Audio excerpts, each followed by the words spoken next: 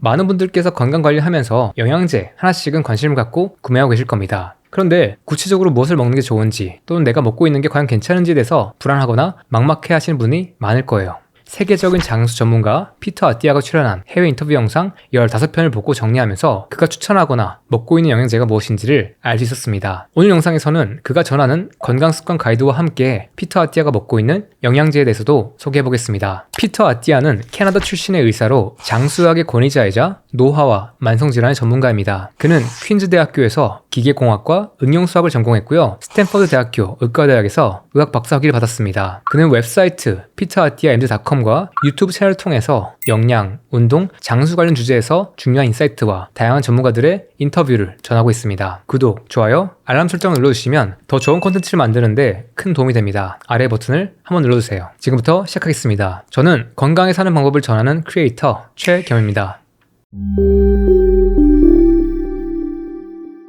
저는 장수 분야의 최고 전문가 중 한 명인 피터 아띠아가 출연했던 여러 편의 인터뷰와 책의 내용을 토대로 그가 확인하고 관리하고 있는 건강 지표들을 알 수 있었습니다. 먼저 기본 혈액 검사에서 피터가 중요하게 보는 항목은 다음과 같습니다. 공복 인슐린, 공복 혈당, 당화 혈색소, C펩타이드, 아포비지 단백, LP 소문자 A, 중성지방, HDL 콜레스테롤, 호모시스테인, 요산, 그리고 ALT와 AST와 같은 간 지표입니다. 그리고 피터는 어떤 사람에게서 당뇨나 대사질환이 의심되는 경우에는 다음의 지표들 조금 더 민감하게 본다고 합니다. 첫 번째, ALT 수치가 기준보다 살짝 높지 않은가. 두 번째, 중성지방 값을 HDL 콜레스테롤로 나눈 비율이 2대1 이상인지. 세 번째, 인슐린 수치가 높은지. 인슐린 수치의 과도한 상승은 인슐린 저항성을 조기에 보여주는 가장 중요한 경고 신호라고 합니다. 우리 인슐린 수치가 높다는 것은 뭔가 세포에서 제대로 처리되지 않고 있다는 게 있다는 거예요. 피터는 인슐린 저항성이 의심됐을 때는 종종 경구 포도당 부하 검사 OGTT를 사용한다고 합니다. 이 검사는 당분이 많이 들어있는 음료를 마시고 나서 2시간 동안 30분 간격으로 인슐린과 혈당을 추적하는 검사입니다. 우리가 받는 일반적인 혈당 검사나 당화 혈색소 검사는 한순간 만에 정적인 상태만 폭착하기 때문에 정확한 상태를 보는데 한계가 있습니다. 그래서 이렇게 혈당과 인슐린 수치 변화를 통해서 실제로 당분에 몸이 반응하는 능력, 처리하는 능력을 확인하는 거예요. 이전 영상에서 언급했듯이 피터는 가족력과 유전자 검사 결과도 중요하게 봅니다. 피터는 한 인터뷰에서 이렇게 말합니다. 모든 사람들이 자신의 A4E 유전형을 알아야 한다고요. A4E 유전자는 이 지질대사와 관련이 있어가지고요. 심혈관 질환뿐만 아니라 알츠하이머병의 리스크도 보여줍니다. 예를 들어서 상대적으로 리스크가 더 높은 유전자인 A4E4를 가지고 있다고 하면 반드시 치매에 걸린 건 아니지만 우리가 위험도가 높아지기 때문에 그에 맞는 조기 개입 전략을 만들고 수행해야 한다는 거죠. 피터는 심혈관 질환의 위험이 조금 높아 보이는 사람들한테는 관상동맥 칼슘 스캔,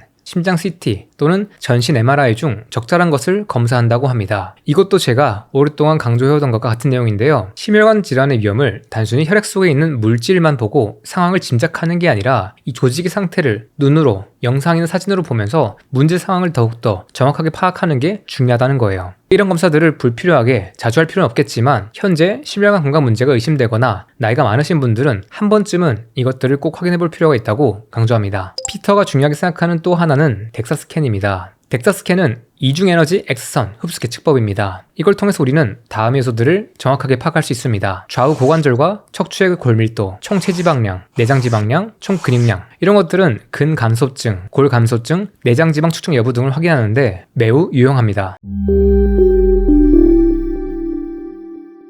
피터가 실시하는 검사는 여기에서 끝나지 않습니다. 그는 몸의 기능, 실질적인 퍼포먼스도 매우 중요하다고 봐요. 왜냐하면 우리가 건강하게 오랫동안 살고 싶다면 이런 수치만이 아니라 몸이 실제로 움직이는 게 굉장히 중요하기 때문입니다. 그래서 그는 다양한 시체 능력들을 평가합니다. 여기엔 대표적으로 다음과 같은 것들이 있습니다. 첫 번째, 움직임 평가. 피터는 먼저 움직임 자체의 질을 평가합니다. 어깨, 고관절, 발목의 가동성과 안정성, 그리고 일상적인 움직임에서 통증이나 제한이 있는지를 살펴봅니다. 이때 중요하게 보는 신체 안정성이 있는데요. 이것은 외부 자극이나 움직임에도 불구하고 중심을 유지하고 관절이나 조직이 흔들리지 않도록 통제할 수 있는 능력을 말합니다. 안정성은 부상 위험이 훨씬 적은 방식으로 우리 몸의 다양한 근육군을 관절, 연조질, 특히 취약한 척추와 연결함으로써 최대한 가장 안전한 방식으로 대부분의 힘을 생성하도록 합니다. 많은 분들이 나이가 들어서 활동하는 것을 멈추는 이유 중 하나가 바로 부상입니다. 노인이 운동을 덜 하거나 아예 하지 못하는 것은 단지 운동을 할 수 없기 때문일 수도 있는 거죠. 우리가 생애 어느 시점에 어떤 식으로든지 다치게 되면 이 관련된 활동을 다시 하기가 힘들 수도 있습니다. 또는 관련된 요소나 기능의 쇠퇴가 빨라질 수도 있고요. 그래서 이런 가동성과 안정성은 단순히 운동 능력의 문제가 아닙니다. 낙상, 부상, 그리고 노년기의 독립성 유지와도 직결된 굉장히 중요한 능력이에요. 그 다음은 VO2 max, 최대 산소 섭취량입니다. 피터는 우리가 측정할 수 있는 지표 중에서 장수를 가장 잘 예측하는 단 하나의 수치를 꼽는다면 바로 VO2 max를 꼽는다고 말합니다. VO2 max란 1분당 우리의 몸이 사용할 수 있는 최대 산소량을 의미합니다. 이 수치는 우리가 운동을 하면서 특수 마스크를 쓰고 호흡의 양과 내쉬는 공기 속의 산소 농도 측정에서 나오는 분당 산소 소비량으로 계산됩니다. 우리가 보통 1분 동안 쓰는 산소의 양은 아무것도 하지 않을 때는 0.3에서 0.5리터, 빠르게 걷거나 조깅할 때는 1에서 2리터를 쓰고요. 전력 질주를 할 때는 우리가 3.5에서 4리터까지 쓸 수 있습니다. 그리고 이 운동의 강도가 올라가서 몸의 한계에 달했을 때, 이때 더 이상 산소 소비량이 올라가지 못하는 지점, 그 지점이 바로 VO2 max입니다. 피터가 VO2 max와 사망률 사이의 관계를 보여주는 데이터를 소개했는데요. 이 데이터는 조금 충격적이었습니다. VO2 max를 기준으로 하위 25%의 사람들은 상위 2.5%인 사람들보다 사망률이 무려 5배였습니다. 이건 흡연, 고혈압, 당뇨병 유무보다도 더 높은 위험 비율이에요. VO2 max는 왜 이렇게 중요한 지표일까요? 우리 몸에서 에너지 대사는 생명의 기본입니다. 에너지를 만들지 못하면 우린 살 수 없고요. 에너지를 잘 만드는 만큼 살 수 있어요. 그런데 이 과정에서 산소라는 게 에너지 만들 때 굉장히 중요한데 몸이 이 산소를 다루는 능력을 보여주는 게 바로 VO2 max이기 때문입니다. 그러니까 VO2 max는 우리의 생명력을 보여주는 지표라고도 볼 수 있습니다. 피터는 존2 훈련을 유산소 운동의 핵심으로 봅니다. 존2 운동은 지속 가능한 저강도의 유산소 운동을 의미합니다. 이 구간은 심장 박동수가 최대 심박수의 약 60에서 70% 정도에 해당합니다. 존2에서는 젖산 수치는 보통 1.7에서 2.0 이하로 유지되고요. 이때는 우리가 주 에너지원으로 지방을 사용합니다. 우리가 실제 일상에서도 이 존투 운동을 하고 있는지를 확인하는 방법은 운동 중에도 대화가 가능하긴 한데 오랫동안 이야기하는 것은 불편한 정도, 그 정도의 강도를 존투 운동을 하고 있다고 볼 수 있습니다. 만약에 운동 중 대화가 너무 쉽다면 존 1 운동이고요. 여기서 길게 대화하는 게 어렵다면 존 3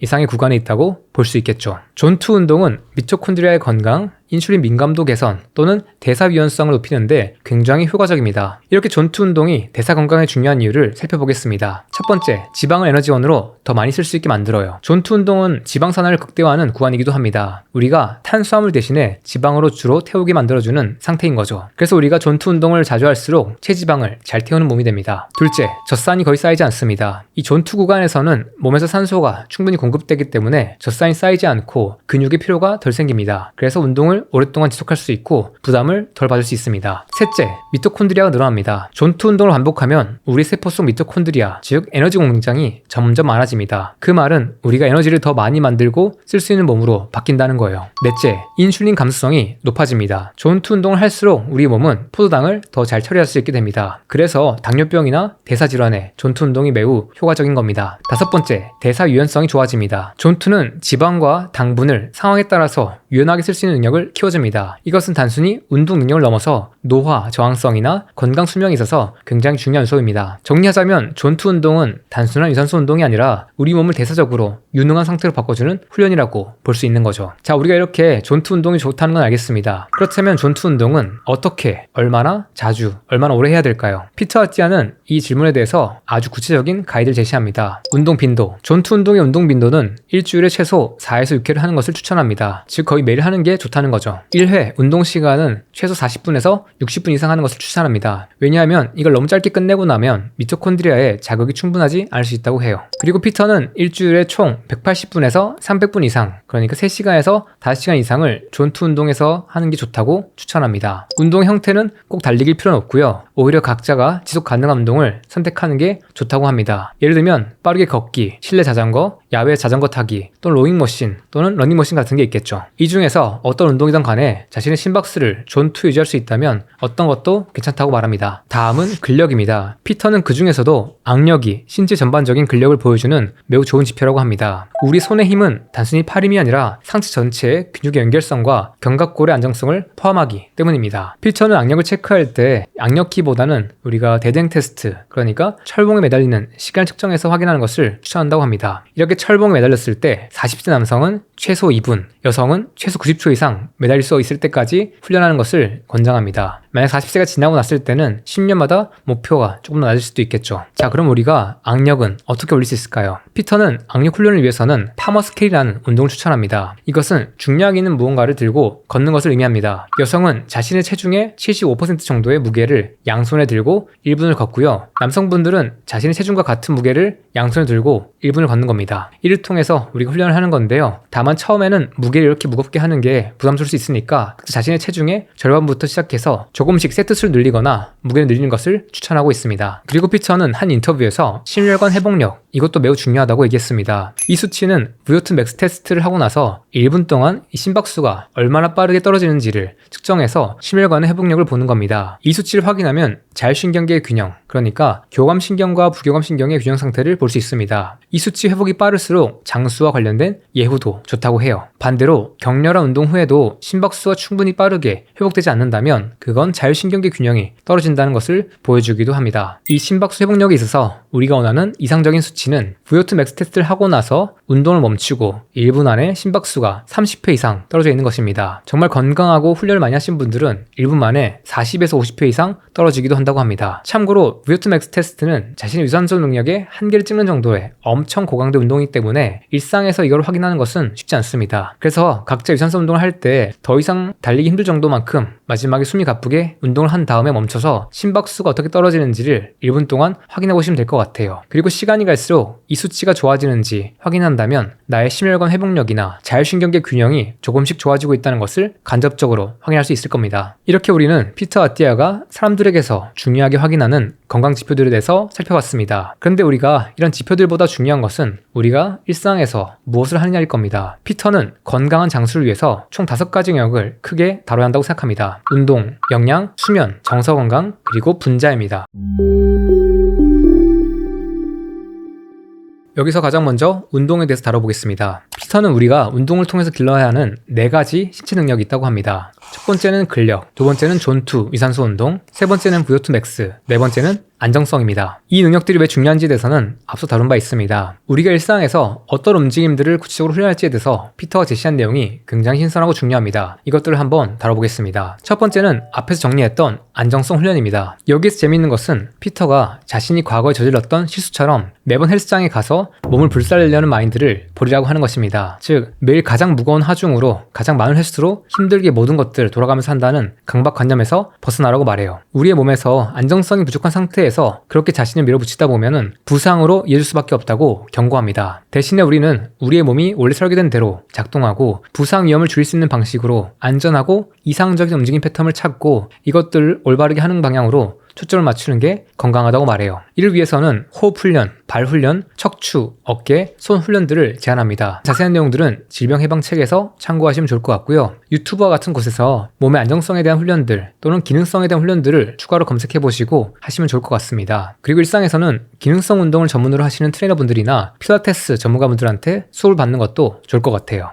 다음은 점프를 많이 하라는 것입니다. 여기에서 말하는 점프는 그냥 위로 튀어오르는 것만 말하는 게 아니에요. 무언가에서 뛰어내리고 착지하면서 몸을 멈춘 동작, 여기까지 포함합니다. 점프는 평소에 우리가 당연하게 영위된 능력 중에 하나인데요. 실제로는 엄청나게 중요하다고 합니다. 점프 훈련이 중요한 이유 중 하나는 바로 부상을 방지하는 데 있어요. 정말 많은 40, 50대가 아킬레스건 파열을 겪는다고 하는데요. 이것은 회복도 오래 걸리고 굉장히 영향을 많이 미치는 질병입니다. 그런데 이런 부상의 많은 원인은 그 사람의 근력 자체가 충분하긴 하지만 힘줄이 가지고 있는 탄력성과 점진적인 적응성을 잃었을 때 발생할 가능성이 높아지는 거라고 해요. 그래서 피터는 자신의 운동을 할 때 워밍업 루틴에서 항상 낮은 수준의 점프를 한다고 합니다. 그리고 이것들을 조금 더 높은 수준의 점프로 발전시키죠. 피터는 점프 운동으로 줄넘기도 추천할 수 있다고 합니다. 우리가 줄넘기를 하면 발이 계속해서 충격을 흡수해야 되고요. 이때 종아리와 아킬레스건은 계속해서 길이와 장력을 조절하게 됩니다. 이러한 조절 능력이 탄력의 핵심 요소이고요. 피터는 이렇게 점프하는 동작을 준비 운동이나 또는 일주일의 운동에 꼭 포함시키는 것을 추천합니다. 그리고 피터는 유산소 운동을 시작하라고 말합니다. 피터는 유산소 운동, 특히 존투 구간에서의 운동을 충분히 하라고 권장해요. 만약 지금 유산소 운동을 아무것도 안 하고 있다면 하루에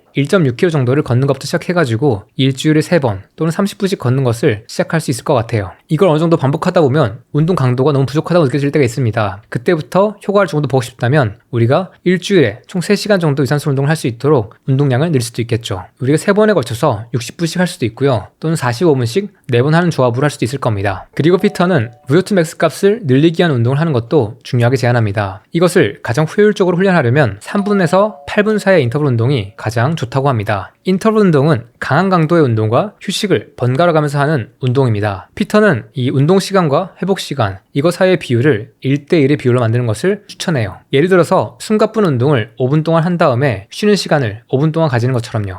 피터 개인적으로는 4분짜리 인터벌을 가장 좋아한다고 합니다. 보통 4분의 고강도 운동과 4분의 회복 시간을 한 세트로 해가지고 4에서 6세트를 반복한다고 해요. 이때 중요한 것은 고강도 운동을 하는 동안에는 힘이 들지만 지속 가능한 수준만큼 해야 한다는 겁니다. 그러니까 4분 내내 전력을 다하되 완전히 탈진하지 않는 그 절묘한 강도를 찾아야 한다고 해요. 만약에 이때 회복 시간이 4분보다 짧다면 지금 충분히 힘을 주지 않는 거고요. 회복하는데 10분 이상이 필요하다면 너무 과하게 훈련하고 있을 거라고 말합니다. 피터는 유산소 운동을 할 때 앞서 이야기했던 존2 운동과 VO2 max 훈련을 같이 섞어서 하는 것을 제안합니다. 더 좋은 효과를 얻고자 한다면 전체 유산소 운동 시간에서 80%는 존2 운동에 나머지 20은 이 고강도 훈련을 쓰는 게 가장 이상적이라고 말해요. 예를 들어서 우리 일주일 동안 유산소 운동을 한다고 치면 존2 유산소 운동은 약 3, 4일 정도 3에서 4시간 정도 합쳐서 할 수 있을 거고요. 주 1, 2회 정도는 VO2 max 훈련을 쓸 수 있을 겁니다. 이때는 30에서 60분 정도 할 수 있겠죠. 피터는 근육과 근력을 늘리는 것도 강조합니다. 여기에선 이미 세상에 다양한 가이드들이 많기 때문에 각자에게 맞는 근육, 근력 운동 훈련을 참고하시면 될 것 같아요. 다만 이 부분에서 피터가 강조하는 게 2가지가 있는데요. 첫 번째는 여성들에게 무조건 반드시 근력 운동을 하라고 권장하는 겁니다. 여자분들이 근력 운동을 소홀히 생각하지 않고 반드시 해야지만 우리가 중년부터 겪는 이 근력 상실과 대사 저하를 효과적으로 막을 수 있다고 해요. 근육은 중요한 자산이니까요. 그리고 또 다른 포인트는 유산소 운동을 아무리 좋아한다고 해도 근력 운동을 반드시 추가하라는 겁니다. 단순히 달리기나 사이클과 같은 유산소 운동만 하지 말고 반드시 저항 운동이나 중량 운동을 추가해서 대사적 기관 중 하나인 이 근육을 충분히 만들고 활용하라고 강조해요. 이 내용은 조금 신선한데요. 피터는 러킹이라는 운동도 추천합니다. 러킹은 무거운 배낭을 메거나 중량 조끼를 입고 걷는 거예요. 이걸 메고 평지를 걸 수도 있고요. 또는 더 어려운 산길을 걸 수도 있겠죠. 이상적인 러킹 무게는 자기 체중의 3분의 1 정도라고 합니다. 피터는 현재 주 2, 3회 정도를 약 27kg을 메고 집 주변에 3마일을 돈다고 합니다. 러킹의 장점은 다양합니다. 우선 짧은 시간에 고강도의 유산소 운동을 할 수 있습니다. 우리가 중량을 메고 언덕을 오르면 무산소성 운동까지 할 수 있고요. 반대로 언덕을 내려올 때는 신장성 근력을 기를 수 있습니다. 우리가 보통 생각하는 근육 운동은 근육이 짧아지면서 힘을 발휘하는 것이지만 우리가 반대로 근육을 늘리면서 힘을 내는 것도 굉장히 건강에 중요하다고 해요. 예를 들어서 레그 익스텐션이나 레그커 같은 운동을 할 때 근육이 수축할 때만 훈련을 하잖아요. 그런데 우리가 근육의 길이가 길어지면서 힘을 내는 이 이센트릭 훈련은 특히 나이 든 사람들에게 더욱 중요하다고 합니다. 왜냐하면 대부분의 부상들이 계단을 오르거나 어떤 턱을 올라갈 때가 아니라 계단을 내려오거나 턱을 내려올 때 발생하거든요. 이때 감속력, 균형감, 안정성들이 부족할 때 이런 부상이 발생할 수 있어요. 이런 신장성 운동은 우리가 헬스장에서는 어떤 운동을 할 때 수축이 아니라 반대로 처음에 위치로 내려올 때 그때 빠르게 내려가지 말고 힘을 주면서 천천히 의식적으로 하면 할 수 있습니다. 그리고 피터는 러킹의 이점의 절반은 심리적 건강 개선에도 있다고 합니다. 러킹 할 때 전화기나 전자기기를 집에 두고 나가서 자연 속에서 아무런 방해 없이 보내는 시간, 이것들이 정신 건강에 또는 기분 개선에 굉장히 좋다고 말해요. 러킹을 처음 시작하는 사람들이 체중의 3분의 1을 메고 걷는 건 조금 무거울 수 있어요. 그래서 기본적으로 걷는데 문제가 없는 전제에선 체중의 6분의 1 정도의 무게를 가지고 시작하는 걸 권장합니다. 관심 있으신 분들은 앞으로 산책을 할 때나 또는 산을 오를 때 이런 중량 배낭이나 중량 조끼를 챙겨서 걸어보시길 바라겠습니다. 저는 이 내용을 보고 나서 물을 채운 생수병을 몇 통 가방에 넣어서 뒷산에 올라가 봤어요. 그러니까 강도가 충분히 올라가서 운동이 되는 걸 느꼈습니다. 이때 제가 맨발로 산을 걷고 있어가지고 발에 가해지는 어떤 지압 효과도 더 컸고요.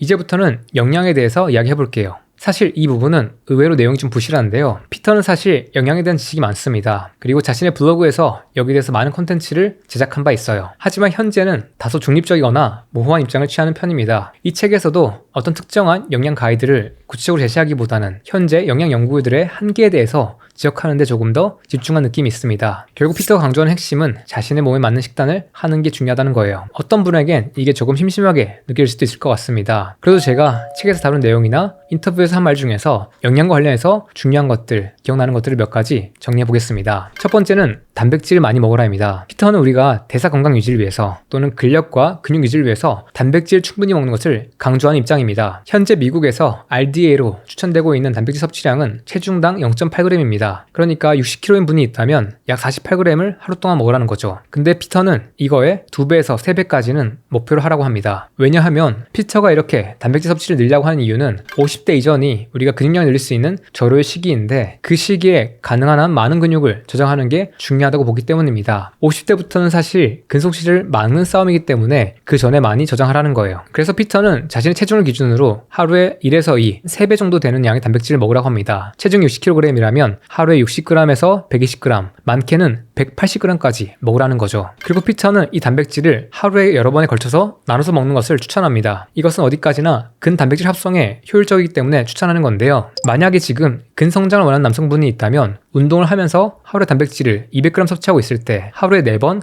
50g씩 나눠서 먹는 것이 이상적 구조일 수 있습니다. 이렇게 근육을 유지하고 근력을 유지하며 회복과 수면에 도움을 주는 게 중요하다고 말해요. 사실 저는 이렇게 하루에 3끼나 4끼 이상 먹는 것을 건강 측면에서 추천하지 않습니다. 다만 이건 각자 우선순위나 관점에 따라서 다를 수 있는 겁니다. 개인의 상황과 목적에 따른 최적화의 문제예요. 지금 누군가가 근육 합성이 가장 우선순위라면 이런 식으로 단백질을 많이 먹고 여러 끼에 나눠서 먹는 게 더 중요할 수도 있게 되는 거죠. 만약 하루에 단백질을 100g 섭취하는 분이 있다면 30, 30, 40과 같이 3끼에 나눠서 먹는 것도 가능할 거고요. 200g을 먹는다면 50g씩 4번씩 나눠서 먹는 것도 가능할 겁니다. 그리고 여기에서 많은 분들이 관심 가질 만한 내용이 등장합니다. 많은 인터뷰에서 사람들이 결국에는 영양제를 추천해달라고 하시는데요. 피터가 언급했던 영양제들 한번 정리해 보겠습니다. 일단 피터는 자신이 영양제에 대해서 세운 전략에 대해서 이렇게 얘기합니다. 확실하지 않으면 하지 말자가 아니라 불확실할 때는 오히려 대비하자고요. 어떤 것이 확실히 도움이 되는지는 100% 확신할 수는 없어도 만약 그게 도움이 될 가능성이 높거나 결핍의 위험이 보인다면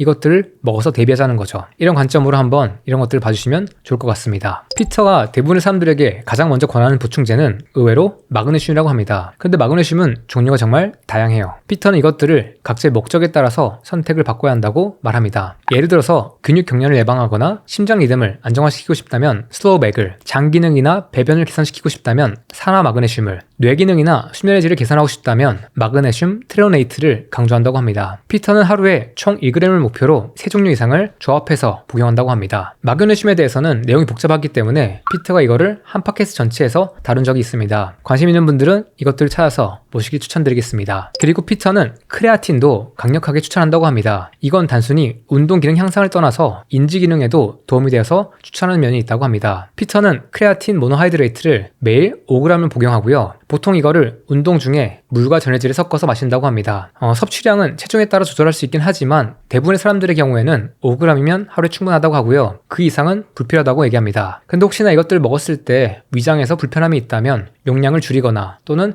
이 형태를 바꾸는 것을 고려하라고 말합니다. 다음으로 피터가 중요하게 보는 보충제는 메틸화된 비타민 B군입니다. 비타민 B군은 특히 에너지 생산과 신경계 기능에 굉장히 중요하고요. 호모시스테인 수치를 조절하는 데도 중요한 역할을 한다고 합니다. 호모시스테인이란 뇌 건강과 심혈관 건강에서 모두에 영향을 줄 수 있는 아미노산입니다. 그래서 그 수치를 높지 않게 만드는 게 굉장히 중요하다고 해요. 그래서 피터는 비타민 B군을 메틸 폴레이트나 메틸 B12형으로 섭취한다고 합니다. 많은 분들께서 오메가3 드실 텐데요. 피터는 높은 EPA 함량을 가진 오메가3 영양제를 하루에 3에서 4캡슐 정도 먹는다고 합니다. 이를 통해서 하루에 EPA 2g, DHA 1.5g 정도를 먹는다고 해요. 이렇게 고용량으로 섭취하는 이유는 적절한 혈중 EPA, DHA 농도를 만들고 이는 정확하게는 적혈구 막에서 오메가3의 농도를 12%로 유지하기 위함이라고 합니다. 그러니까 단순히 건강이 좋아서 먹는 게 아니고 혈액 검사라는 바이오마커를 보면서 이것들을 보면서 조절한다는 거죠. 현재 피터가 먹고 있는 오메가3 제품은 칼슨스사의 제품이라고 합니다. 이 브랜드를 선택한 이유는 중금속 오염 같은 이슈가 적기 때문이라고 얘기합니다. 오메가3 보충제는 특히 중금속이나 산화 문제가 많기 때문에 반드시 검증된 고퀄리티 제품을 쓰는 게 중요하다고 해요. 많은 분들께서 이 오메가3를 언제 먹을지에 대해서 궁금해 하시는데요. 피터 아티아는 오메가3 보충제가 지용성 보충제이기 때문에 식사와 함께 복용하는 게 흡수율이 좋다고 합니다. 하지만 본인은 일관성 있게 먹는 게 더 중요하다고 생각해서 까먹지 않도록 아침과 저녁으로 나눠서 무조건 먹는 것을 우선순위에 둔다고 합니다. 그리고 피터는 비타민 D도 복용 중이라고 합니다. 하루에 5,000 IU 정도의 비타민 D를 먹고 있다고 합니다. 일반적으로는 혈중의 비타민 D 농도를 40에서 60 나노그램 per 밀리리터 사이로 유지하는 것을 권장하는데요. 햇빛 노출로 우리가 충분하게 이걸 얻지 못하는 경우가 많기 때문에 보충제를 쓸 수밖에 없다고 얘기합니다. 다만 비타민 D에 대해서 있는 연구들이 대부분 설계가 부실하다고 지적해요. 그래서 효과에 대해선 확실하게 얘기할 수는 없지만 이게 위험이 낮고 이득을 볼 가능성이 있기 때문에 챙겨 먹는 게 좋다고 말합니다. 유산균에 대한 이야기도 재밌는데요. 피터도 유산균을 먹고 있다고 합니다. 그런데 재밌는 것은 피터는 과거에는 유산균에 대해서 회의적이었다고 합니다. 그런데 펜듈럼 글루코스 컨트롤 이 제품의 혈당 건강 개선 데이터를 보고 임상 데이터가 신뢰가 가서 현재는 테스트 삼아서 복용하고 있다고 합니다. 그리고 피터는 자신이 밤에 먹는 영양제도 언급합니다. 그중 하나는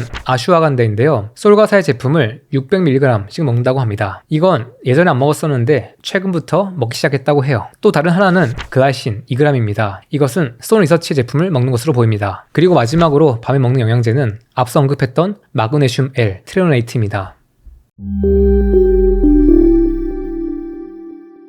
이번 파트는 수면인데요. 피터가 제안하는 건강 영역 5가지 중에서 수면 건강에 대한 내용은 사실 제가 그동안 유튜브에서 했던 이야기와 겹치는 게 많았습니다. 그래서 오늘 영상에서는 생략하겠습니다. 관심 있는 분들은 제 유튜브에서 최겸 수면 검색하시면 영상이 많으니까요. 이것들을 참고하시거나 또는 피터의 책을 참고하셔도 좋을 것 같습니다.